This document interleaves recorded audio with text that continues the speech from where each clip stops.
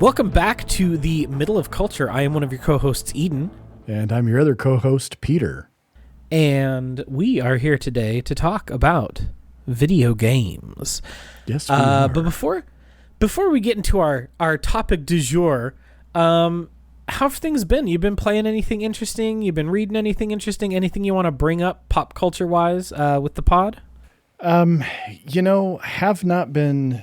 Well, okay, so I've kind of been reading in that I keep telling myself I am going to get through the Wheel of Time.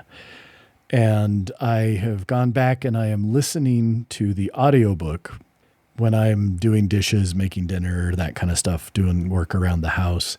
And so I've kind of been listening to that. The last actual book I sat down and read was The Nova Incident by Dan Morin. And I can't remember if we talked about that or not. I feel like I mentioned it. You might have, but I don't remember. It's a fun series, the Galactic Cold War series. They're fun, sort of sci-fi light, but mostly spy books. So they're mostly kind of spy thrillers just set in a sci-fi setting.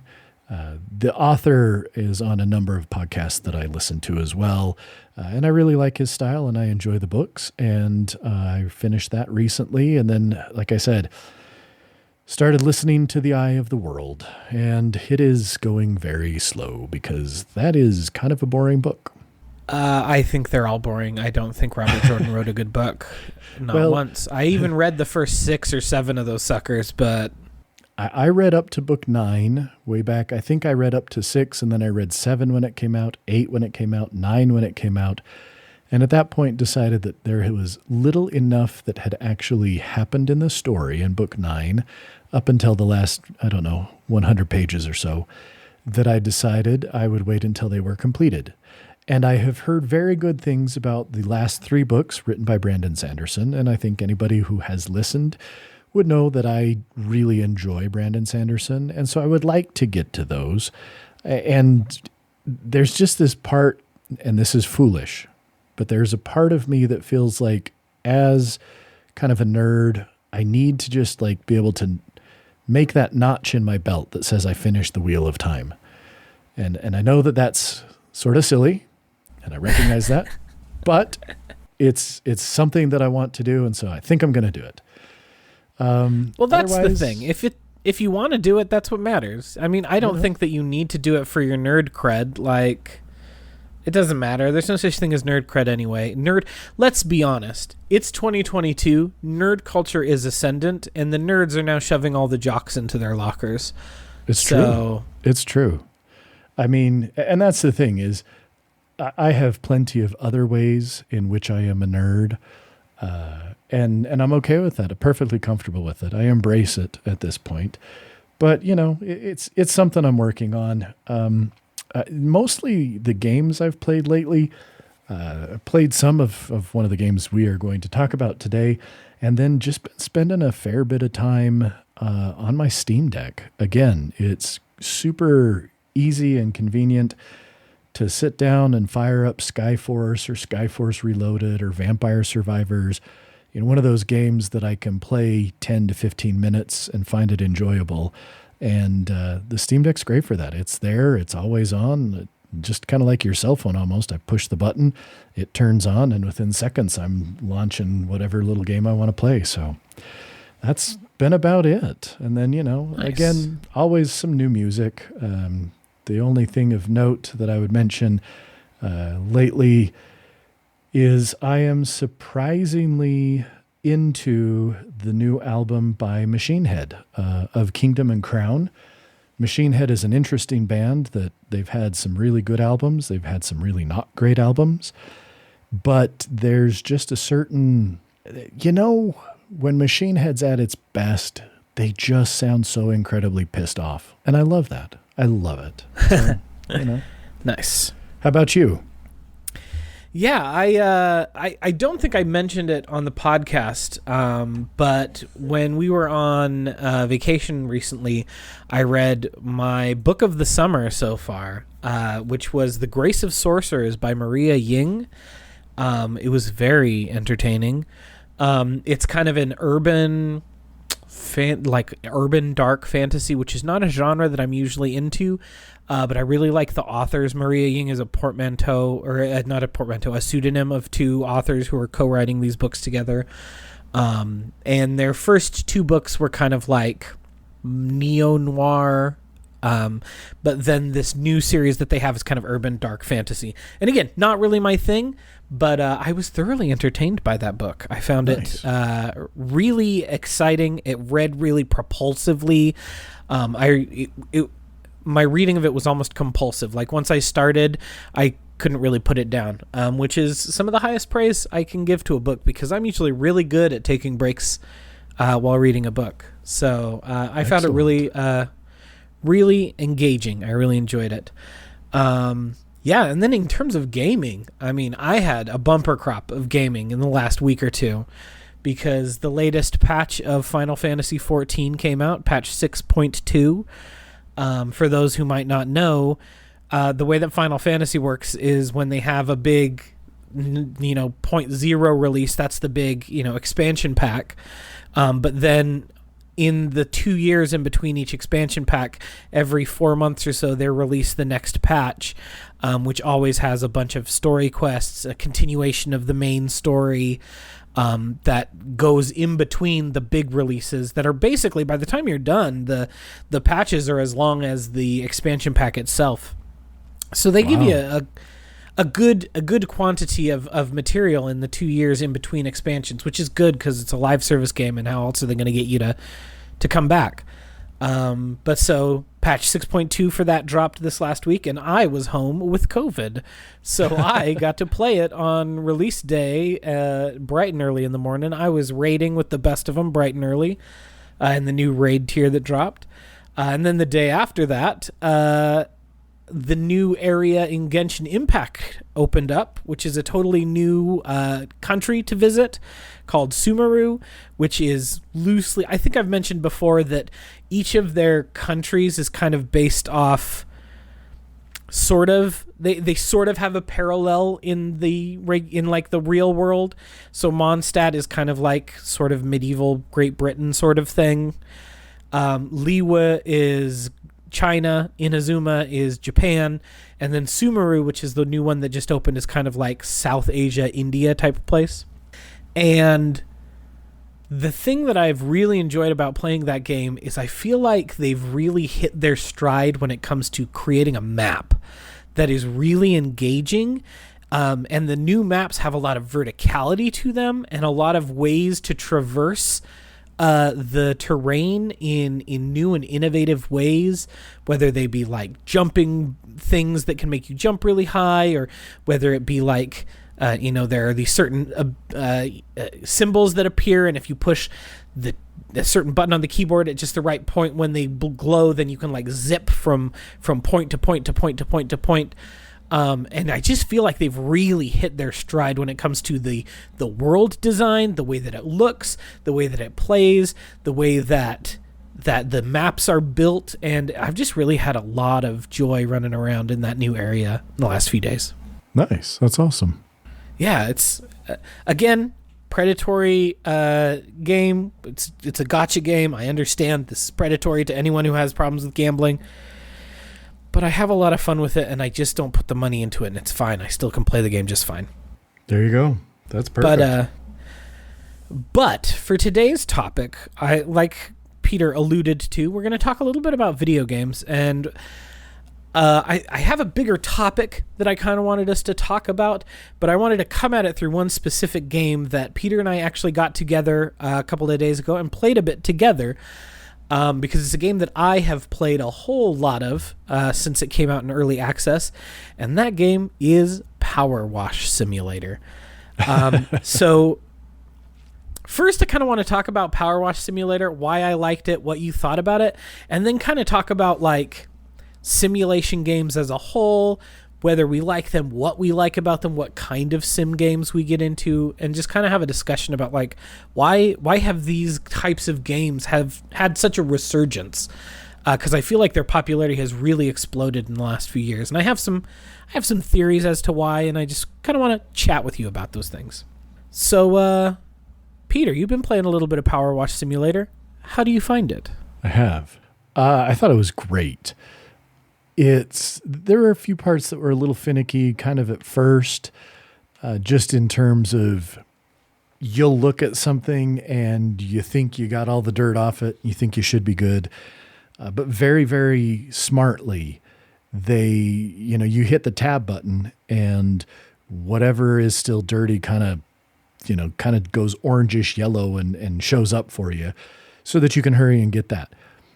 I finally, with your help, as we were playing co-op cleaning, I think it was when we were cleaning the bungalow, I made enough money to upgrade my power washer to the next level. And that's definitely made a difference.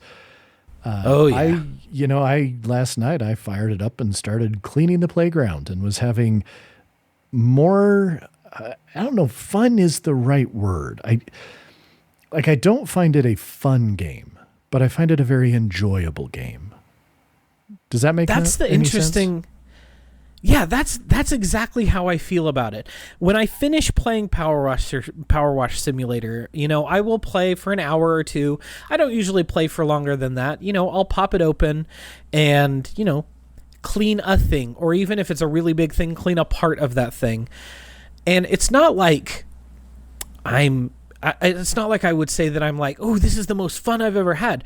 But I get into like a flow state with it, where I can like watch the dirt coming off of everything, and I just feel this sense of accomplishment, even though this is a thing that doesn't matter and I'm not actually cleaning, and what I should be doing is like mopping my floor.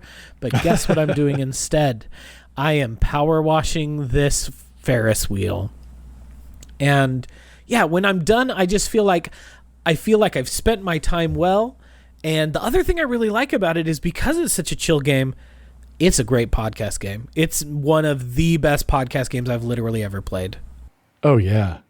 I mean, you just throw on whatever you want to listen to, and because the game gets you into this flow state where you're not like, I'm not having to pay really close attention to make sure I get all the good headshots so that I can get as much ammo or energy as possible, or I'm not trying to like, oh, I need to do this raid and make sure that I'm in the exact right spot and blah, blah, blah.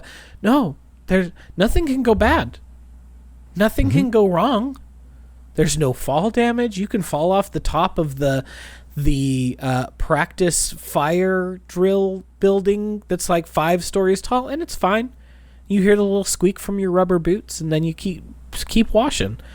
So, it's just really relaxing to play. Yeah, and, they do a good job, at least again, I've played much less than you, but they do a really good job of just little things that kind of grab you. So while cleaning the playground, I found it incredibly entertaining and enjoyable to see what color were some of these things once I got the dirt off them, because they were so dirty you can't tell. And then you go ahead and you get the dirt off and you're like, oh, look at that. This dinosaur is all sorts of different colors. And this is this and this is that. And, the colors are nice and vibrant. And so you clean off the dirt, and it's just like you said, it's satisfying. There's I think you put it right when you said a sense of accomplishment, even though, you're right. You haven't really done anything, but you did. You kind of gave yourself some time to zone out. You gave yourself some time to relax, to just enjoy cleaning this thing off. And it was pretty cool. Well, and it's nice that like there is still a sense of progression, like you said, because I'm trying to earn enough money to buy better tools. I don't know if I mentioned this when we were playing together, but the next thing that you should really invest in is some of the extension tools, because they make a big difference in like, oh, that's really high up there. Let me throw this extension tool on there, and then I don't have to like try to climb up or try to get closer. I can clean it from afar. And so as you invest in all of these different tools, and you become like more and more proficient, and then you get a better power washer until you eventually get the best one in the game. And it just really has like it has that built-in sense of progression, because I'm earning money, I'm spending this money to get newer tools, and then I'm going and I'm cleaning up all this stuff. And One of the things that I think is really interesting, I don't know if you've had a chance to click into it yet, is there's also like a special mode of like things that are not part of the career, not part of the like campaign of the game, but that are like kind of weird things that are fun to clean. Like, do you want to go to Mars and clean the Curiosity rover because it's dirty? I kind of do. I'll have to check that It needs to be power washed. So you go to Mars and you clean the Curiosity rover or all that sort of stuff. And I don't know, it's just really, and the scope of the projects eventually gets much bigger. As you saw with the playground, it's way bigger than any of the stuff that you had done previously. Oh, yeah. And that continues to be the case. They'll kind of intersperse smaller things like, here, wash this person's car, with, hey, you need to go wash this entire subway station. And that's going to be, a 3 or 4 hour project that's you're going to probably split over 2 or 3 nights. But it just does a really good job of building that tension as it gives you new things to do, but never putting obstacles in front of you that are too difficult to overcome. You can always get everything clean. It's just a matter of patience. Yeah. And one of the things I really appreciate about it thus far is that the progression isn't too complex. Yeah. There are some sim games, and I'm sure we'll get into some of this, but there are some that I just bounce off of because it's too fiddly. There's too many little things you can adjust and things to purchase and things to upgrade that I look at it and I go, okay, I understand that for some people, the specificity of being able to tweak all of these different things is part of what they enjoy, but it's not really for me. Look, it's the difference between what do I enjoy more, the Forza games or the Forza Horizon games? And for me, no question, it's the Forza Horizon games. I was just going to say, you like Forza? No, I mean, I enjoy Forza to a degree. I'm never going to get that good at it because I'm never going to go in and tweak. I like to get new cars and I like to drive them around the racetracks and stuff, but I'm never going to go in and tweak all the little things. And, the Horizon games have that in them, but you can completely ignore that if you want and still have a lot of fun in all the different races. And this they do, again, in my limited time with it. I think I've only got about 5 hours logged so far. But in those 5 hours, I never once felt overwhelmed at the upgrade path in the game like I do in some other sim games. For sure. And I think that part of that is the type of game that it is. I think that, at least in my experience, a lot of the business sim games where you are like doing some sort of labor in the game as like the embodied person doing the labor, I find that they do have that a little bit easier curve to get into. Whereas, like you said, some of those other games, or like a motorsport manager type game. I respect the hell out of people who can play games like that, but it's just not me. Yeah. But even, and this is a game that you and I sort of briefly mentioned while we were playing Power Wash Simulator. I got a Lawnmower Simulator because of, humble bundle, humble choice. Just got it. And I thought, what the heck? I find great joy on Saturday morning in looking at my lawn when it's done and seeing the nice little crisscross patterns in the grass and the clean, really sharp edges because I've used, an edger with a metal blade, and then the places where I've used the weed whacker and stuff. I really enjoy that. So I thought, cool, let's try this. And immediately I could tell there was way more of a business sim in this than just going out and mowing lawn. Mowing lawn was definitely part of it, but there was much more to the, what type of lawnmower are you going to use and what kind of grass is it and all this kind of stuff, which again, super cool that that's there for the people who really get that, who grok it, who want to have that. That wasn't me. And I think that, and this is me making a complete assumption, but I think that the folks who made Power Washing Simulator, they understand what they're making. There is a reason why there is a subreddit called Power Washing Porn, because it is incredibly satisfying. And I would even go so far as to say it can be cathartic to see somebody power wash something that's filthy and then all of a sudden it looks new again. And that's the carrot. That's the thing that I think they understand is going to get people interested in this. So make it so that we spend the vast majority of our time in this game power washing things.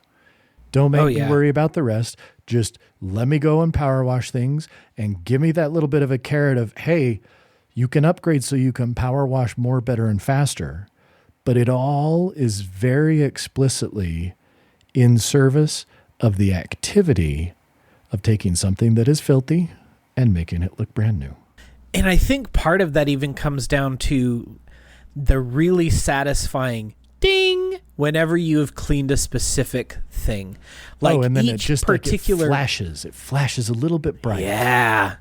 Each particular item is each like discrete item is a separate thing that you can clean and like try to get to 100% clean on its own, so that each time you achieve one of those, discrete pieces of it as cleaned, then it gives you that ding. And so it is this constant like dopamine rush of, I'm doing the thing, I just watched it flash white, that window's clean.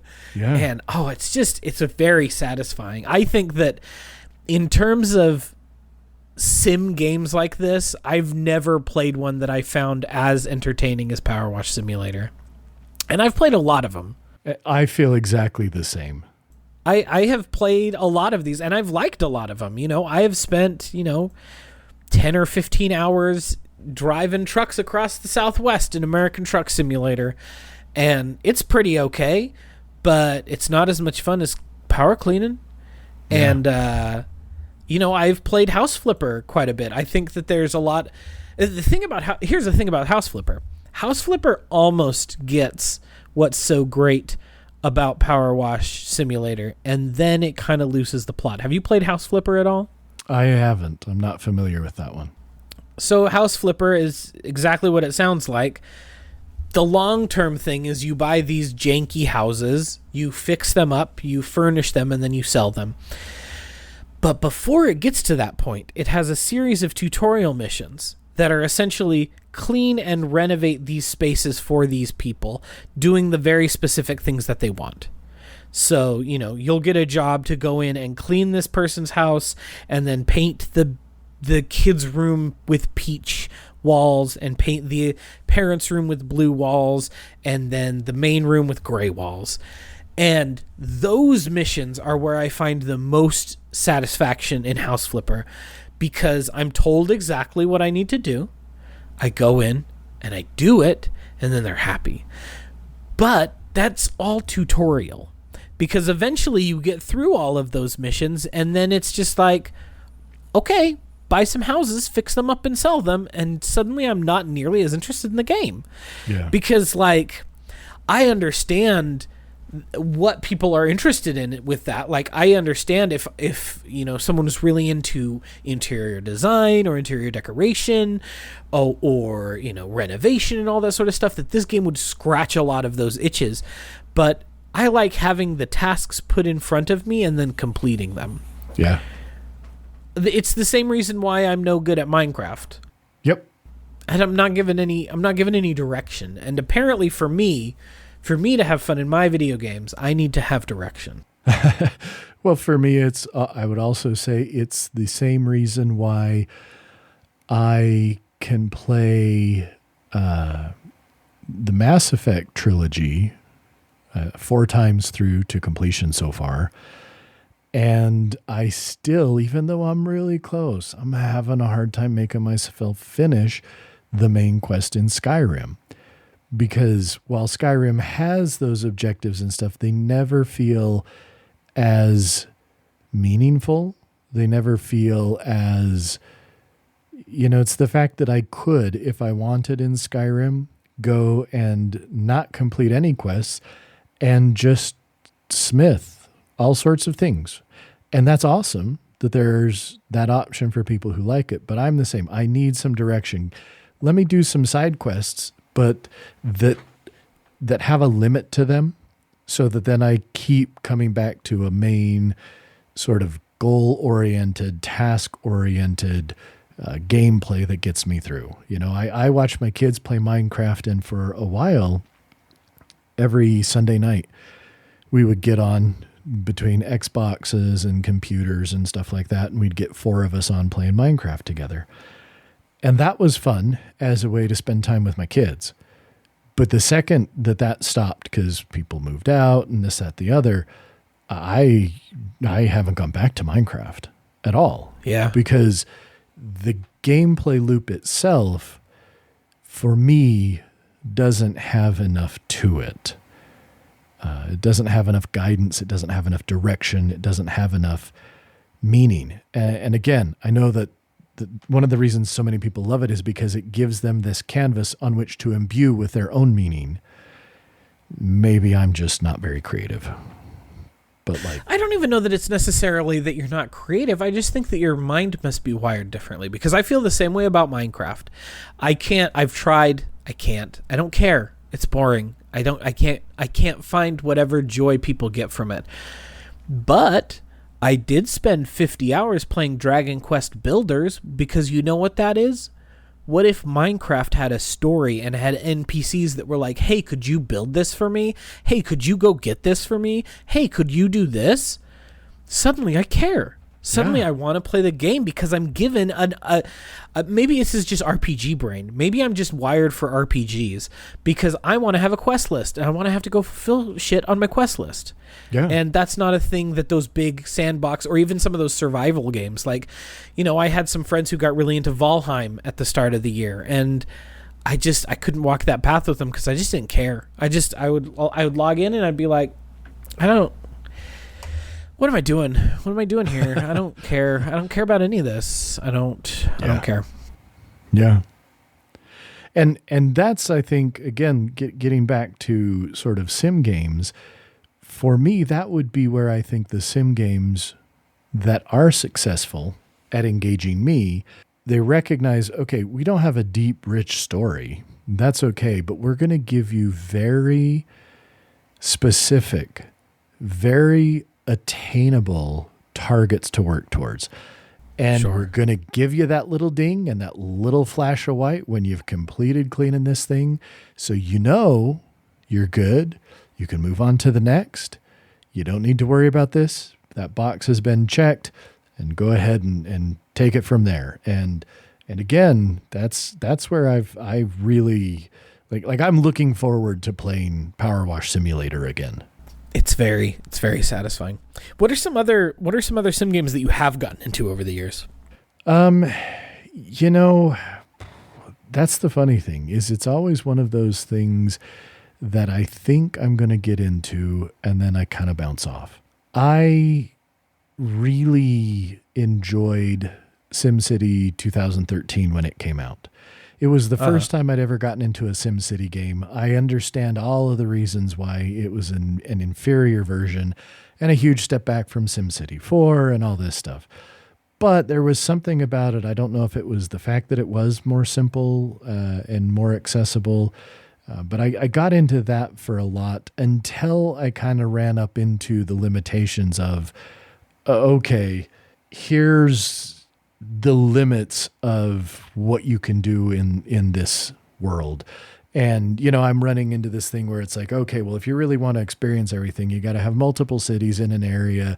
And if you're not playing with anybody, which nobody's playing it anymore, you know, you've got to have a city over here that's doing one thing and a city over here that's doing another thing. And so again, the joy of just building a city and watching it grow was now being overshadowed by, well, I got to go and do this over here, and I got to go and do this over here. And, you know, I keep buying city builder games. I have Cities Skylines and every single expansion.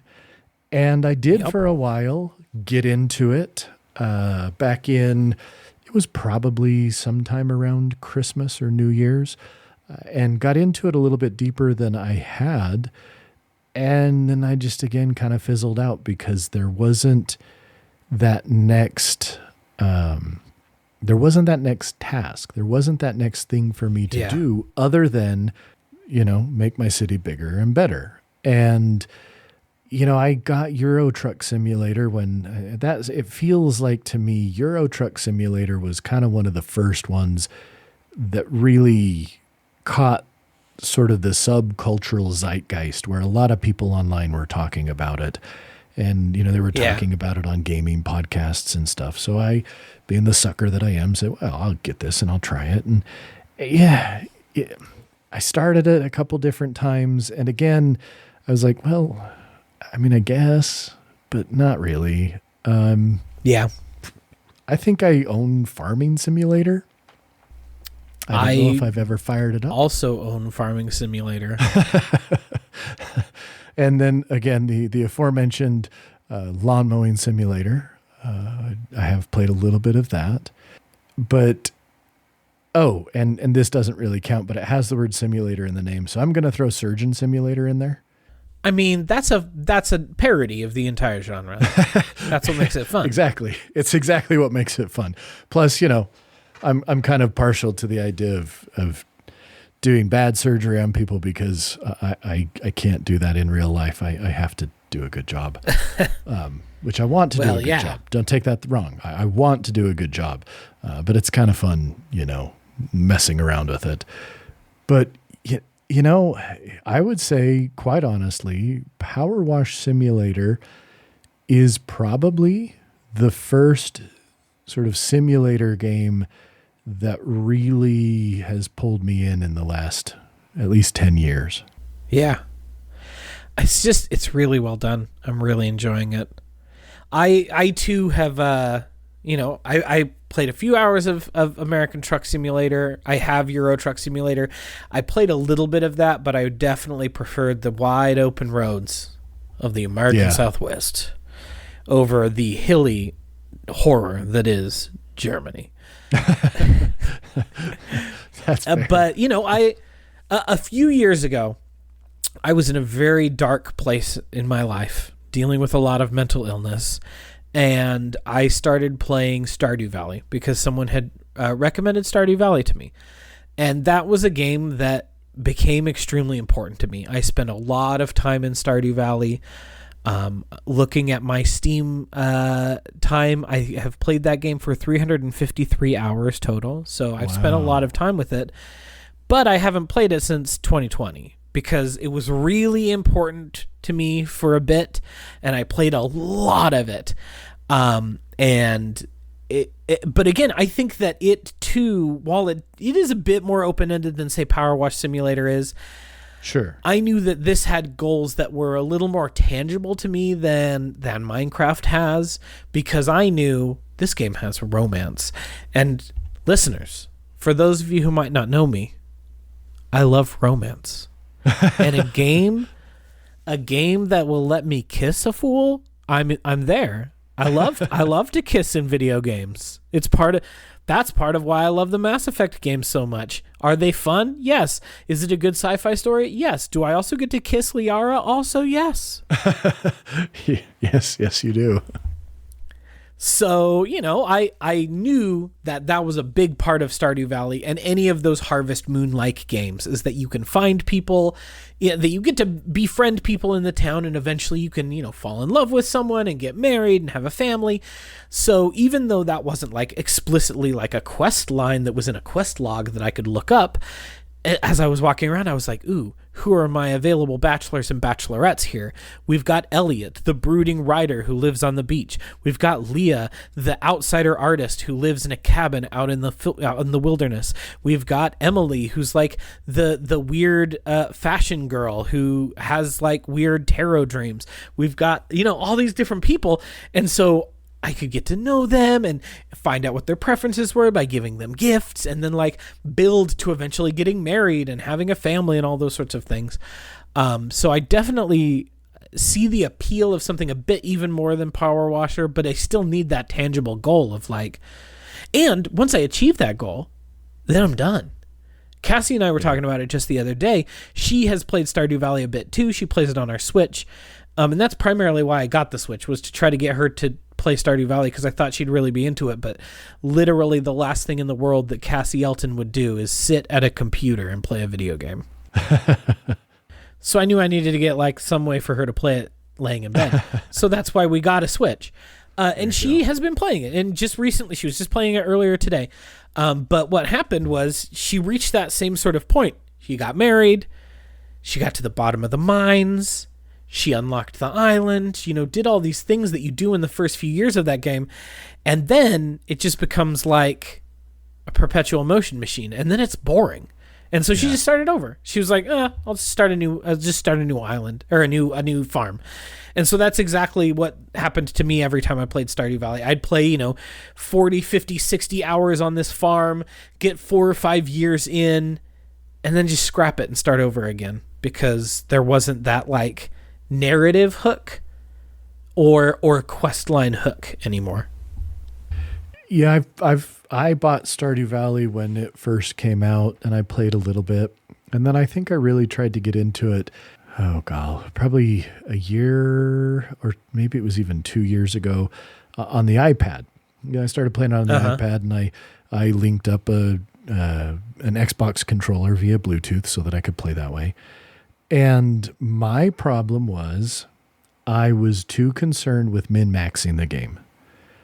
I was finding myself, instead of just enjoying it, I was worried about the fact that, oh boy, well, how many days have passed, and how many days do I have left, and what crops do I need in this season, and I've got to get them, but do I have enough time? Do I have enough money to get them early enough in the season to plant them and harvest them before the and it stopped being fun, because again, I was too focused on trying to play it perfectly.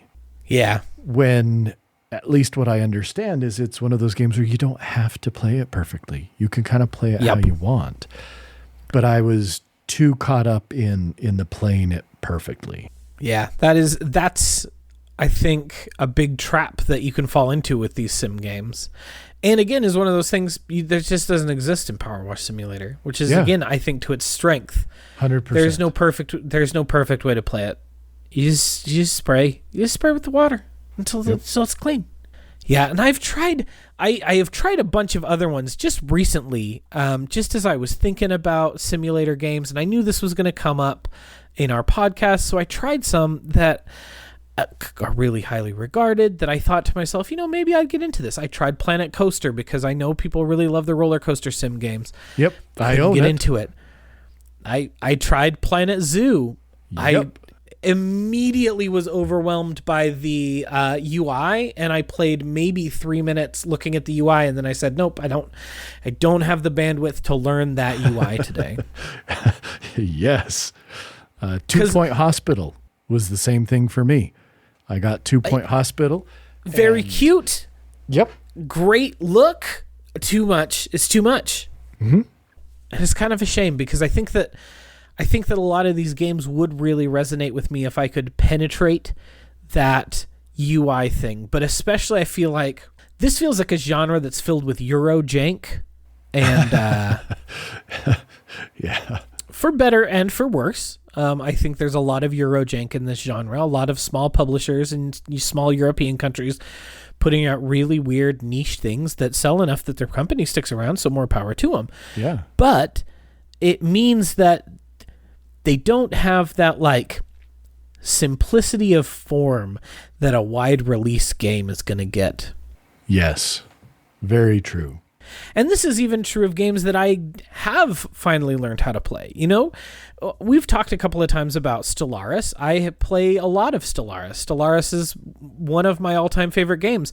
Again, looking at my Steam library, I've played 880 hours of the game Stellaris, which is a little disconcerting. Cow. That's impressive. It's a little disconcerting to see that I've played Stellaris for that long. But it took me watching somebody who I really liked do a Let's Play of Stellaris, teaching someone else how to play it for the first time. and watch that person like describe all of the pieces of the UI in order for me to grok it for the first time. And to be fair, Stellaris is a game whose UI has changed considerably since I first learned how to play it, but I still had that fundamental foundational knowledge. So then when they completely changed the way that planets looked, I could still go in there and be like, okay, what did you do? Like, what's different now? Not looking at it for the first time, which is what happens if I try to play other Paradox games. I try to play, Crusader Kings 3, which lots of people say is the greatest grand strategy game ever made, and it's it's this monumental achievement. And I load it up and I look at it and I'm just like, what? How? What do I do here? What do I do? I did that with both Crusader Kings 2, and then again, being the sucker I am, Crusader Kings 3 came out, and I thought, oh, I bet I'll get into it this time. And I bought it. Well, especially, and I haven't. Everyone said, oh, Crusader Kings 3, it streamlines a lot of that. Dog, this is what you call streamlining?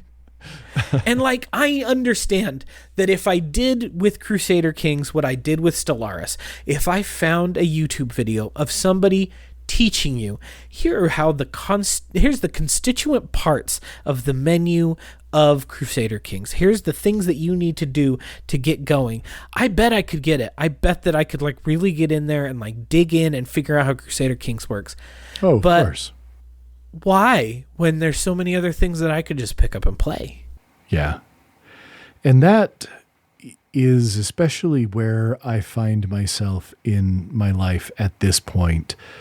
That's one of the things I'm looking for. That's what's going to make a game sticky for me, and it's also what's going to make me bounce right off a game. Obviously, as lots of us do, I have very limited time to play games. Obviously, I got a busy job.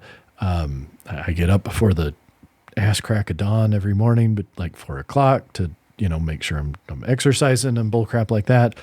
I got kids at home who I need to get places or feed or make sure they're doing homework and all that kind of stuff. And so when I do have time to play a game, there can't be a hurdle to me getting into it. I need to be able to fire it up and either already be familiar enough with it because it's something like Age of Empires 2 Deluxe Remastered, whatever the newest version is, where I don't need to learn it because I already know it. Or it needs to be something like Power Wash Simulator, where it was like click campaign and it's like wash a van. And I'm going, hey, you know what? I know how to wash a van. I know how to wash a van. You know what I can do? I can wash a van, man. I can totally wash a van. Hell yeah. I mean, you spent that time in college detailing cars. You know how to wash things. Better believe it. So yeah, I don't know. Go ahead. No, I was just going to say, I think that's a really, it's a really salient point that you bring up. And I would say, again, going back to some of these wells I've dipped into many times, that's why I go back to Mass Effect. That's why I go back to Diablo 3.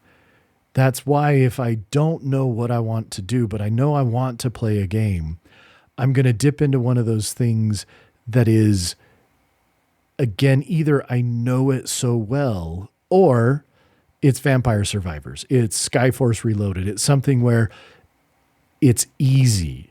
You grok it immediately. Have you ever played a shoot 'em up? You betcha you have. Okay, you got this. You know how to play it. There you go. Mm-hmm. Yeah, I'm with you. And one of the things, this was another thought that I had. With the emergence of this genre, I think that a big reason why they've become popular is streaming culture. Oh, yeah. Oh, yeah. Because 100%. so many of these games make, not only, like you said, when you get into that flow state with them and you just like get into the zone and you lose a couple hours to it, it's easy peasy. But like the same sort of thing happens when you're watching a streamer play those games, because a streamer can then like get into the zone and converse more with the audience or do silly things or even just chill and like play the game well. Just watch some people talk through their decisions in Motorsport Simulator 2021 and you're like, I don't want to play this game. I don't understand this game, but I like watching these people who I like play this game that I maybe wouldn't like. Yeah.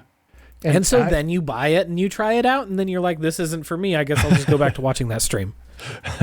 Right.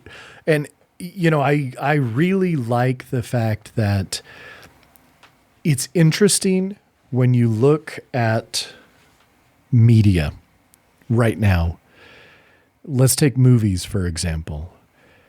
There is both a glut of movies, and at the same time, I would almost say there's a dearth of good movies, because people are so concerned with making the blockbuster and making back their budget X times over that there are a lot of chances that either aren't being taken or only being taken in very small specific places. And, there's studios who have kind of carved a niche out for themselves, but did so, I think, at great risk.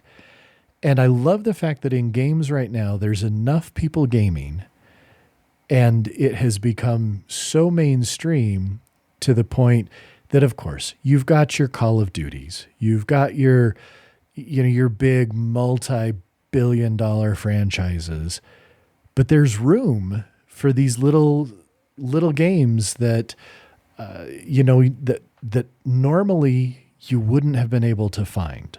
But because of the internet, because of streaming, because of, social media, I'm not a fan of social media for the most part, but it exposes these things to people and gives people a chance to go, look, am I ever going to drive a big rig through Europe? Of course not. But might it be fun to see kind of sort of what it's like a little bit? You betcha. Yeah. And I think it's awesome that option is there for people to kind of dabble in. And if it clicks for them, cool. And if it doesn't, no big deal. Well, and I think that a big part of their popularity too, especially with working people, is that, you have a job that is unique in that you do something that you can show is a demonstrable benefit for the planet and for the people who you work with. You go in and you do these surgeries and you make these people's lives better by dint of doing these surgeries on them or having these appointments with them or whatever. But I think a lot of us work in an office setting where at the end of the day, if someone says what do you do for your job? You're like, well, I can give you a bunch of industry insider gobbledygook, or I can tell you that I don't know really. I can tell you that I stared at my computer for 8 hours today and answered emails and wrote some activities for a textbook. And does any of that matter? Does anything that I did today actually matter? I don't know that it does. And it does. It matters. It matters, Eden. Exactly. I know. But the fact remains, at the end of the day, you still feel like, what did I do? What did I do with my day? How did I spend 8 hours answering emails Outlook? How did you occupy so much of my life? And so then you get home and you're like, you know what I can do though? I can clean this temple in Power Wash Simulator, or I can take my space squid communist collective to the stars and help liberate the people who are being enslaved on these other planets.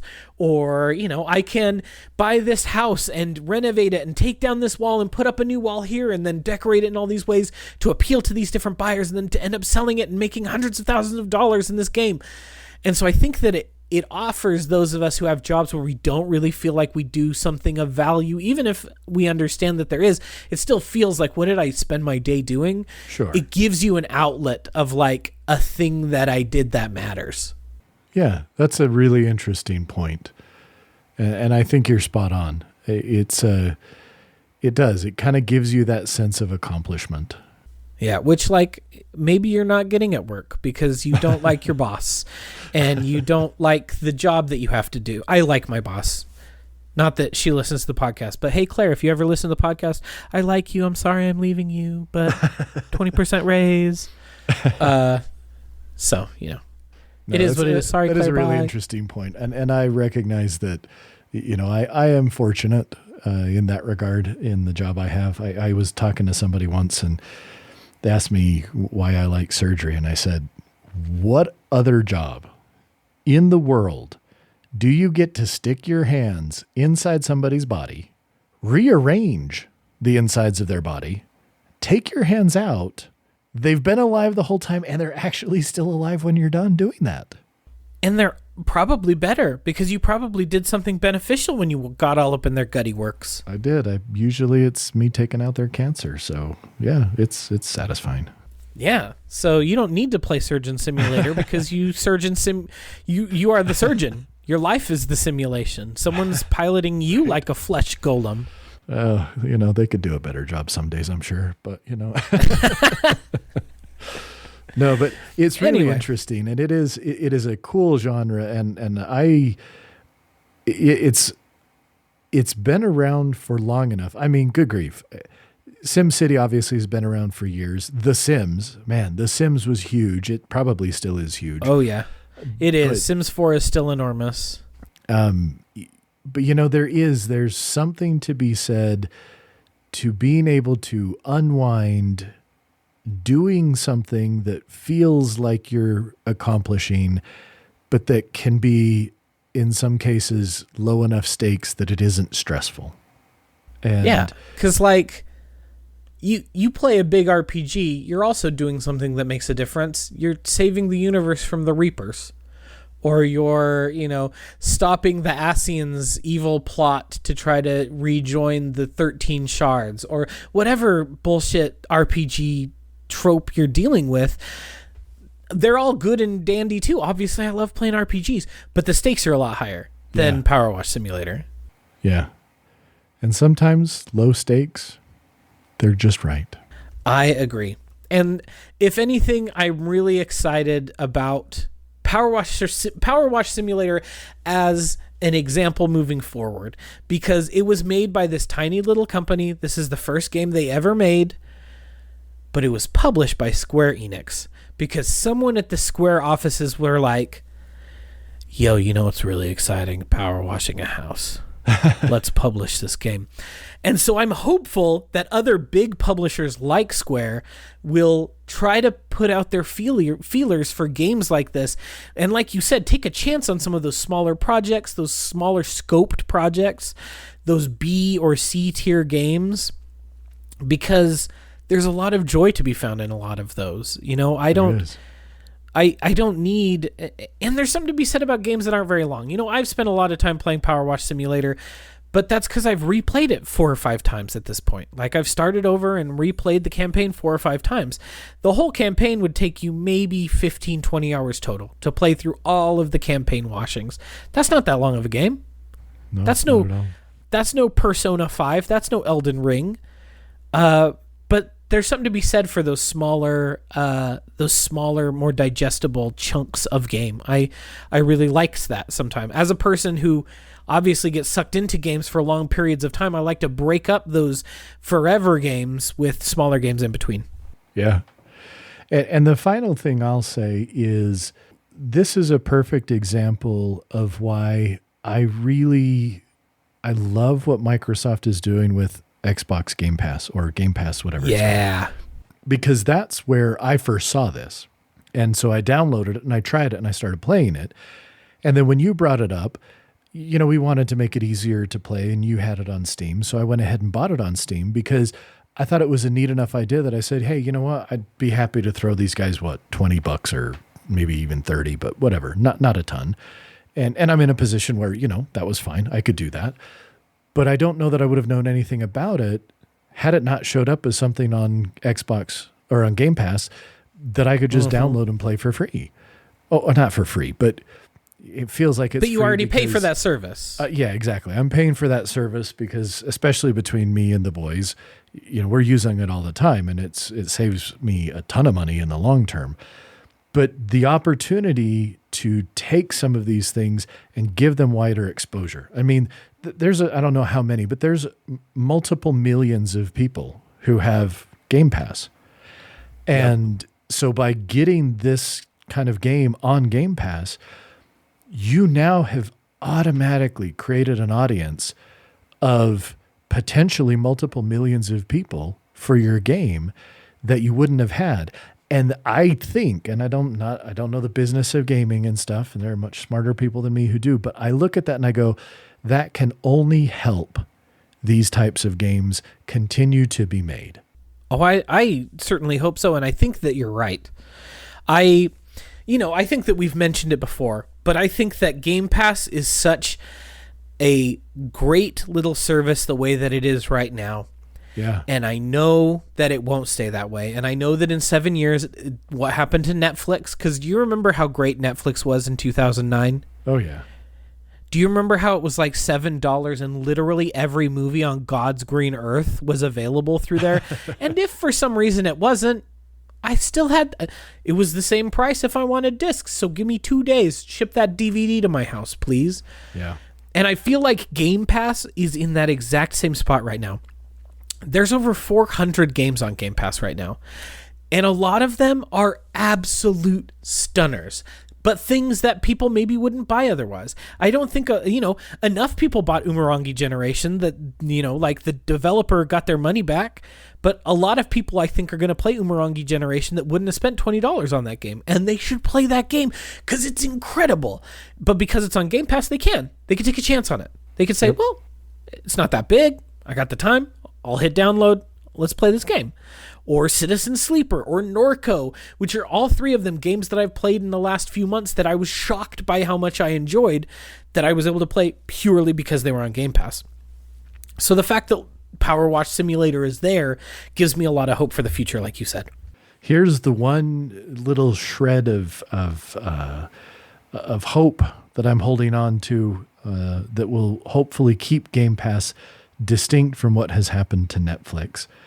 And that is the fact that Microsoft is currently valued at over $2 trillion. Well, yeah. And so you would hope that this is something that they can say, we can continue to kind of let this do its thing because we don't need it to make the money that Netflix needed it to make. And so I'm hopeful that that'll keep it alive in a relatively the same state. You listen to Phil Spencer talk about it, and he definitely seems like someone who gets it. And so I think as long as Phil is there, I think that it will continue close to how it is right now. But yeah, even just maybe again, Steam, it's so ubiquitous. The ability to find these games and have games put in front of you that you otherwise would have never known about, you never would have had a chance to experience, and to be able to experience them, if not as part of a service like Game Pass, but at the very least with so much less friction than there used to be.